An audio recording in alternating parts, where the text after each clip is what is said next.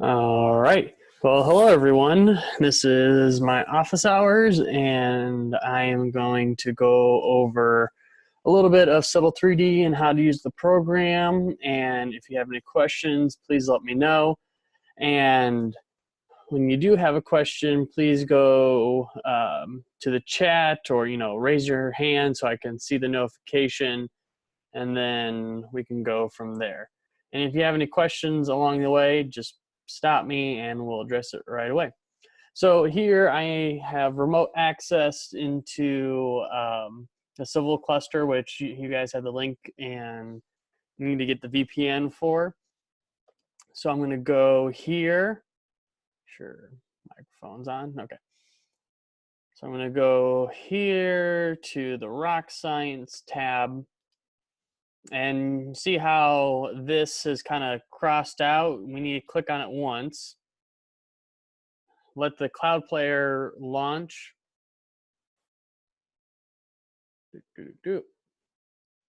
Let the program, and so every time you do this, no matter what computer you're on, it's going to open you to Rockfall. This is the wrong program. So we're going to click out. And now that the cloud player is operating, we're going to go back and do the same thing. And as you can see now, all the icons are there. And we are going to go to settle3D, which Rocscience has such a cool program set. There's so many useful tools for geotechs. There's tunneling, there's rockfall, as you just saw. There's also slope stability. There's a lot of super cool stuff, or even pile design. So I'm gonna go here to settle3D. Let it open, and in this tutorial we are just going to go through some of the basics, where to find things, and then in the next tutorial video I'll show you guys how to actually model. So this is more of a quick start thing, kind of like the tutorial I uploaded to Canvas. So before we get anything, I'm going to read some program assumptions about settle3D, which these are assumptions, limitations that must be considered when using the program. So the first one is settle3D calculates three-dimensional stresses due to surface loads.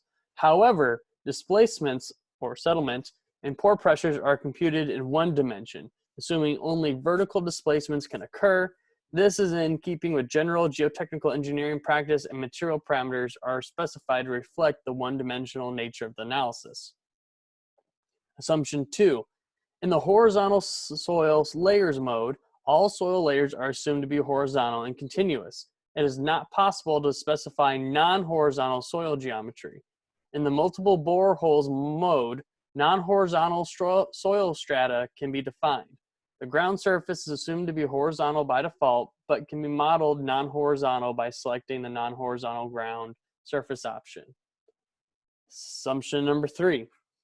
By default, applied loads are flexible so that the stress at the surface directly below the load is constant, but the displacement is not, Rigid loading can also be specified, but is more limited in application. And then the last assumption we're going to go over is the default ground surface is at depth equals 0. Depth is positive downwards, and compressive stress is positive. So now we get into learning the program, or learning how to find things in the program. So first, before you do anything else, we're going to go to our project settings. And here is where you guys can pick different methods, get your units correct, and, define if this is a time-dependent consolidation analysis. The one bad thing about settle3D is that you can't have different scenarios or cases that can be assessed at the same time, so you have to have multiple files. So for one of your example problems, you're going to have to do Boussinesq and vertical ratio, or your 2-to-1 method. And to be able to run both computational methods, you have to have 2 different files. So that's the only downside to all this. Here you have stages. So for consolidation, what we like to know is, all right, I want to know the settlement at, say, 0, right as we put something there, 1 year, 5 year, 25 years, whatever kind of time period. So here is where we can list the amount of stages, which if I go to time dependent, click OK, this will allow us to define what the time stages are and what it'll be assessed at. So here we have the soil or horizontal soil layers, which is just allowing, you know, this is just how it's going to be modeled when it's over here. We're not going to have crazy stuff going on. We got groundwater analysis. We will always have groundwater. For the purposes of this class, we're not going to worry about excess pore pressure above the water table. That's more for advanced soil mechanic classes. Not going to really worry about CPT analysis unless you have CPT data. We're not going to worry about liquefaction. So the advanced tab is going to be great in case something funky is going on with your model. So this is a good place to come and check to see if extra things are checked. One thing that I've noticed when I've modeled in this program is that this update CV and each time step sometimes throws your numbers out for what your hand calcs are. So I'll uncheck it usually and then just go on with my model. And you got to remember, settle3D is really a tool to kind of check your hand calcs, because your hand calcs are usually going to be more conservative, but it helps put things in perspective and make sure that you're doing your calculations correctly.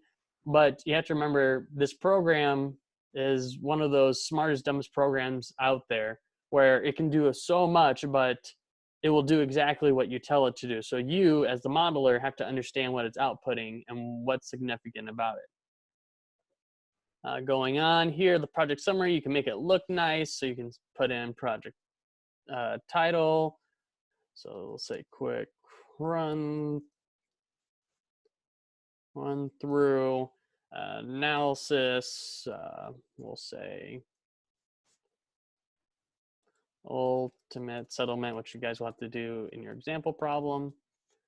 Author, I just put my initials like you would in a CAD drawing, company, and so forth. And then once you have everything in your project settings all set, you'll press OK, and then you can see the stages are set down here. So now we got that. Usually what I will do next is go to my soil properties and define all my soil layers. So that goes from unit weight to if we have immediate settlement, if we have primary consolidation, and putting those values in. And we can also do it stream based. So, just a click of the button, we can change things a lot. If we have secondary consolidation, different things that we want to include in our model. For the purposes of this class, we're probably only going to consider primary consolidation. So these are the only things that we would need to check or uncheck, depending on what the problem's giving us. And usually when I'm modeling, I'm only modeling the soil properties that are being assessed. So if it's like 2 layers of sand and then an impermeable rock at the bottom, I'm not going to model the rock because we're not going to use those values. You can change the colors, change the hatch type, and you can see it being changed over here too. And then after I do the soil properties, I go through and make sure all the soil layers are there. So you can, click as many as you want. And then you got to change the thickness. So let's just say 5, 10, 15, and 20. So you can see how it's affecting your soil strata over here. And you can also say if a soil layer is singly drained or doubly drained.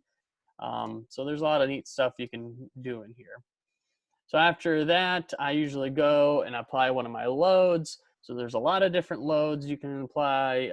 Let's just go to circular load because that's what you're going to have to do for your example problem. So you can name it, define the circle radius. We'll probably say it's a flexible load type so that, the force is vertical, pressure, whatever. And remember, we want the depth to be at ground surface. So we're probably going to say 0, and we're probably going to install it at stage 0 because that's when we're going to start wanting to start assessing the settlement.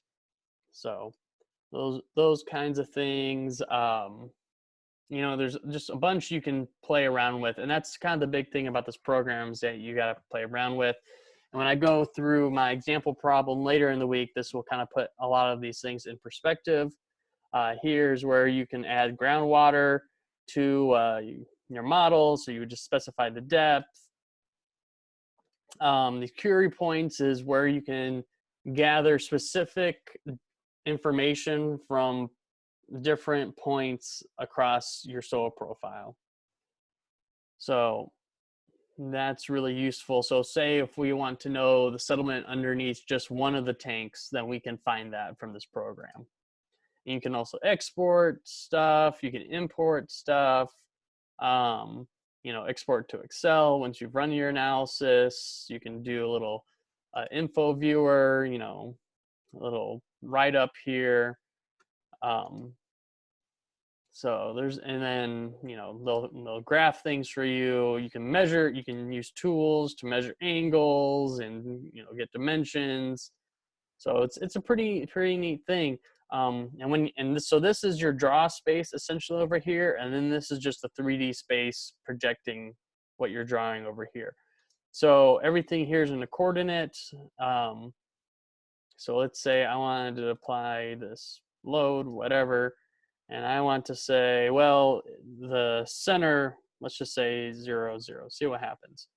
So as you can see, the center of this load is applied at 0, 0. So you can get really specific with how you space things, and you see over here, it's created a 3D model of what we've defined. And so say, well, I wanted more soil layers. So remember, so we're gonna go with 5, 10, 15, 20, 25, 30. So see now, man, that's quite a tower, but now you can see how it's modeling everything. So this is just my quick intro to everything. The next video I post on this will bring a lot more detail into how we model things, but for right now, I'm going to end my recording and leave it up for questions.